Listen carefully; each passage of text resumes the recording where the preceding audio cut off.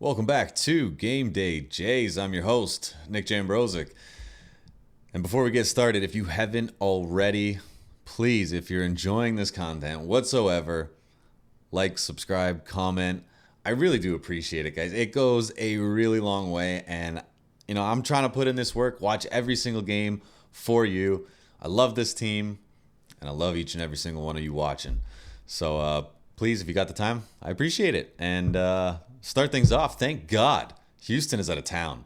My God, what a series.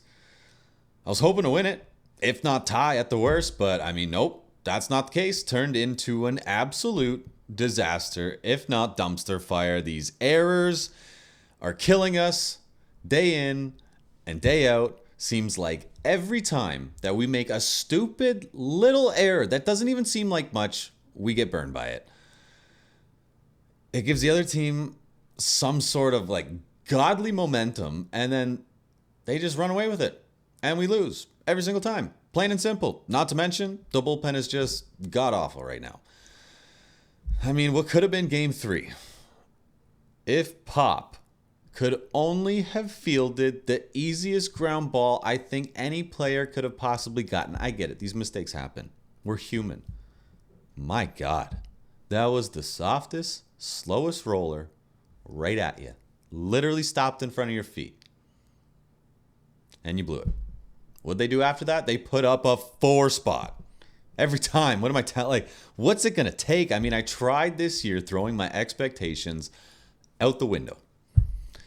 But I don't know what it is with these Toronto sports teams. And I'm not even a Leaf fan, but I am starting to feel like one. And guys, I understand your pain. I really do.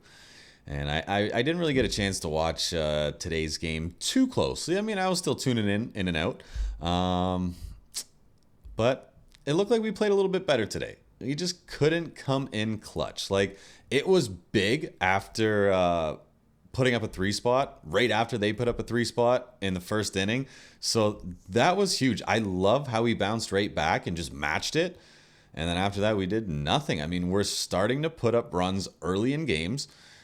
But really, when it comes down to it at the end of the games, when, we're trying to come back from these closer games or, put on those final kill shots, we can't muster anything up. And I got to say, though, I talked about it the other day.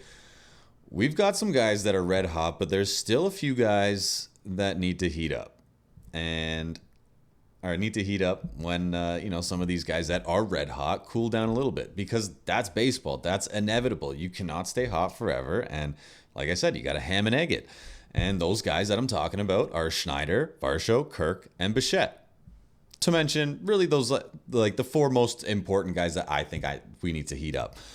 Schneider, game 3, he had some much better at-bats and swings.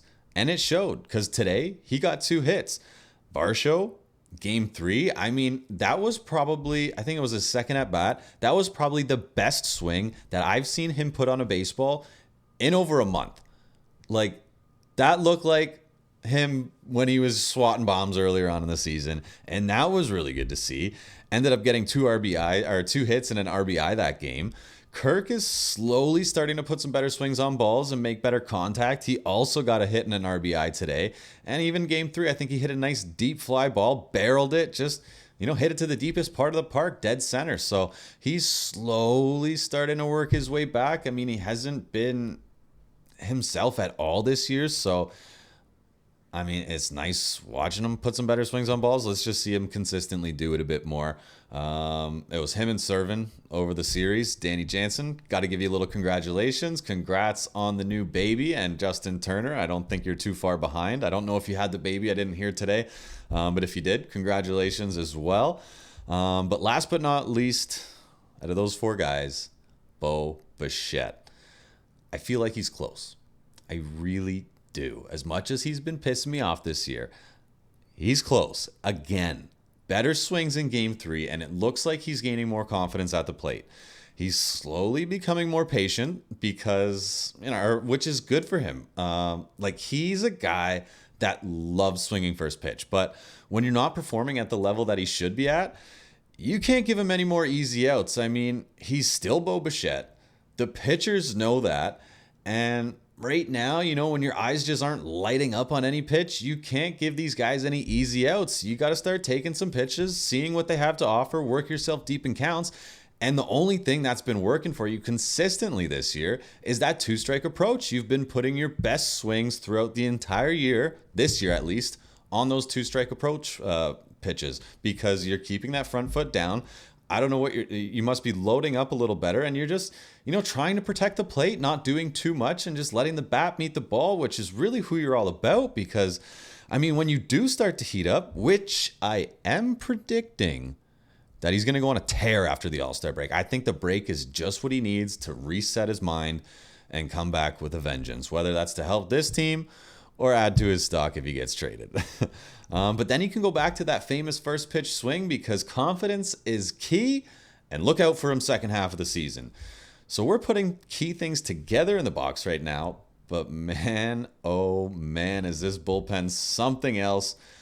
And we need to make changes, and we need to make them right now. But before I get into that, I just wanted to touch on Game 3 a little bit more, especially on the pitching, because I thought Yusei looked real good. I thought he looked great. He had a lot of life on the mound, and it showed in all his pitches, especially his fastball. That pitch was electric. Anytime his arm is loose, and I say it a lot, but, nice, hot, humid day, the body's warm, the blood's flowing, and you sometimes get a little extra zip on the ball, and he's an arm where it shows. Like, that ball explodes out of his hand. All of his pitches look good. He was hitting good spots in good locations, but I didn't love how he pitched to the top three guys. I got to say that. Altuve, Bregman, and Alvarez.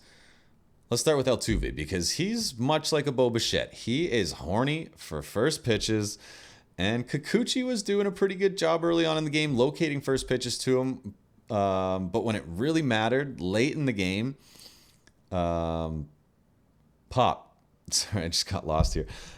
Zach Pop decides to throw a first pitch strike low and in the zone. First of all, low and in the zone doesn't mean low, for him at least, because he is a midget out there, and that is in his wheelhouse. I don't know why we're throwing him anything near the zone. To most hitters, that's a great first pitch. 98, low, tail end, like, what more can you ask for first pitch? But to him, no, you just can't do that, and it burned us. Next up, Bregman. He's clearly struggling. In his last 7 games, he was hitting 129. Nothing. With only 4 hits. And he struggles, especially against lefties. Why did we walk him twice? Not to mention, he's right before Yordan Alvarez. And giving Alvarez an extra guy on base is not something that I want to see. And then Alvarez, right after one of those Bregman walks, comes up and crushes a double for an RBI. And the sad part is, I really liked how they set Alvarez up that at bat too, other than the last pitch, which he hit. And that was a 99-mile-an-hour fastball painted on the outside corner. But a hitter as good as Alvarez can hit anything near the zone. He's huge. He's probably one of the best contact hitters in baseball because he's just got such a beautiful swing, beautiful mechanics. They said he's probably the most underrated hitter in the league, but I don't think so. I don't think that. We got to watch him in how many postseasons by now? So even if Houston isn't your team that you watch all the time, you get to watch this guy absolutely rake in the playoffs. But talking about that at bat, he started off with a high inside fastball, which he chased, strike one. And then, or he might have had another ball after that, but then right after that swinging fastball that he got for strike one, he worked a nice hard fastball real inside on the zone just to give him that little pushback pitch. But that's what you call a setup pitch, because the next pitch he started a slider in that exact same spot that ended up sweeping back, catching the plate for strike two, completely throwing him off. And then he throws that pitch in the zone. You had 2-2 on him. You still had another pitch to waste. And that's not a guy I necessarily want to attack too much. But I love the way you set him up. I thought that was great, other than the final pitch. He's just too damn good. But back to our bullpen problems. If Atkins does nothing, I'm taking this as him writing off the season. And that is clearly our biggest problem. And we need to add some arms, like ASAP. What I personally would like to see, and this necessarily isn't a lot, But sadly, we need Swanson back. I mean, I was pretty happy when he went down to Buffalo because he was just shit in the bed. But we need him back. We need him to buckle down, and we need him to be the guy that he was. He knows it, and I'm sure he's ready to prove it after being sent down. Second of all, we need more velocity in the pen. After losing Jordan Hicks last year, that was a crucial guy in the back end of the bullpen because I don't know if any of you guys watch this little game called baseball, but some of the most effective bullpen arms in the entire league are guys that throw 97 plus. It's just a known fact. If you throw hard, you get more outs. And that's just a simple fact. But would you look at that? We not only have a guy that can do that, but he's a lefty as well. And his name is Ricky Tiedemann. He just threw his fourth rehab start. Topped out at 98 miles an hour. He threw 3.2 innings, striking out 6. I think he only gave up about 4 hits. And I know he's a starter, but you know what? He needs MLB experience, and what a better way to get it done than pitching in the MLB. Wow, who would have thought of that? The more time he can spend in the league getting used to facing these MLB hitters, the better it's going to be. We're going to lose some arms next year. That's a fact. We all know that. I know it. You know it. And as long as he stays healthy, in my opinion, he's a starting pitcher for us next year. So clearly, the more time he has now to prepare for that starting role next year, the better it's going to be. And who's going to complain about a hard-throwing lefty when we already lost Tim Meza? Genesis Cabrera is all over the place this year, and we really don't have much else to back it up. So that could be a real key guy moving forward, and it's not someone that we necessarily have to trade for. So that's an interesting option. As far as guys that we got, Little, I think he should be staying on the club right now. He's been pretty good. Chad Green has been looking exceptionally sharp lately. And Nate Pearson, I mean, now that he's got that new little two-seamer, and he was asked quite a bit about it, but that's a nasty pitch, and we also need a high-velo guy in the pen. He's one of them. He's a guy that can touch triple digits. But Pop needs to go back to being that 1 to 2 out kind of guy. Leaving him in there for more than an inning is just not working out for us. I know we're short on arms. We really don't have much of a choice to do anything but that right now. But you see how much more effective he is when he comes in, 2 outs, runners on. We really need a ground ball for, 1 out or a double play ball. And he's that guy to do it in, a couple pitches. And I like that role for him. I just don't like seeing him in for multiple innings. And it's just proving to be a bit of a disaster for him. But I wish him all the best. I mean, I used to play against him, so I mean, Pop, let's go. Let's get this show on the road.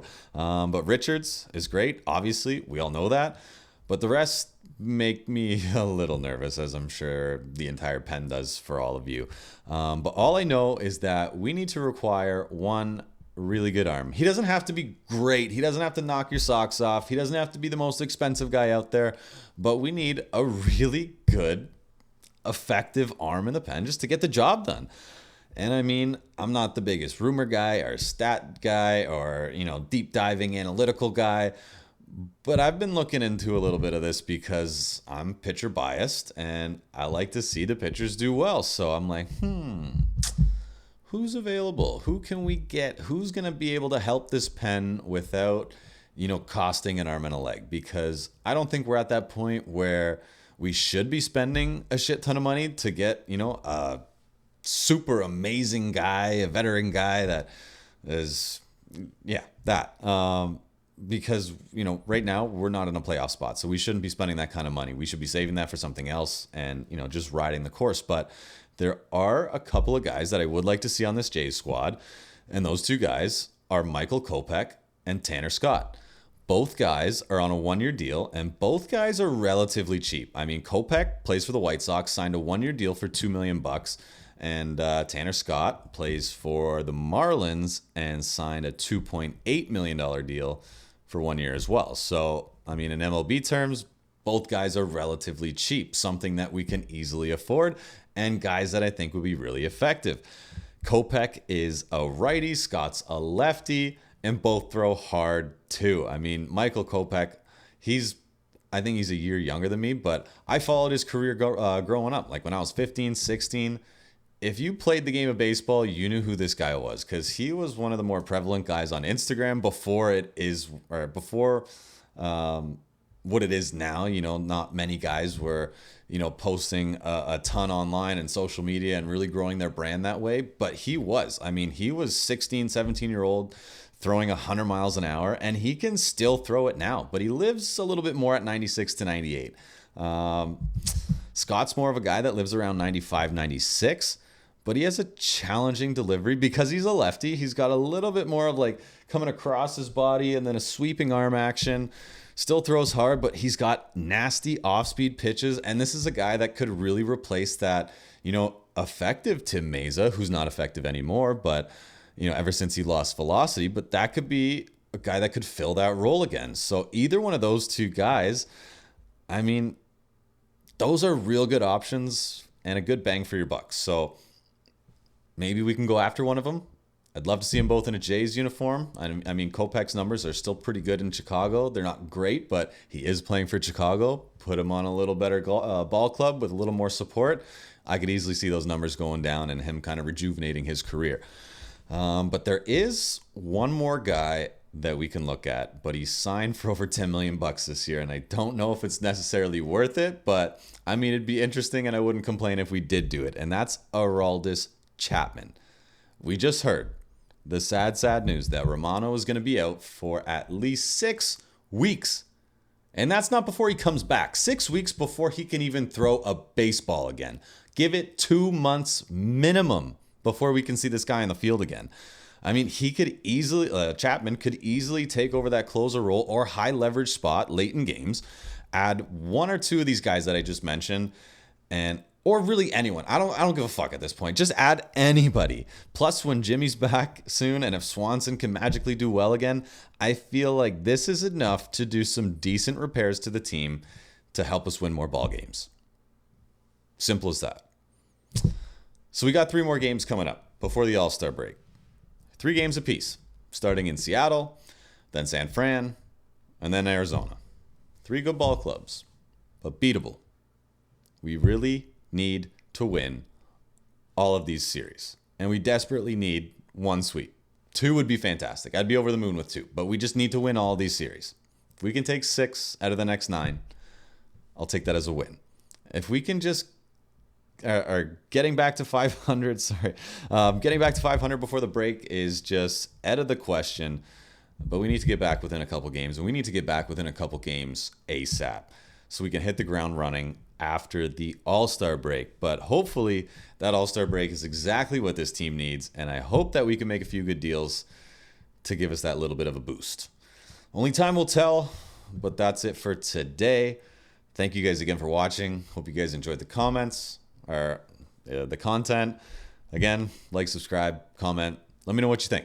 If there's anyone else that you'd like to see on the team, tell me. Let's talk about it. Let's have a good time, and thanks again. Have a good night, guys.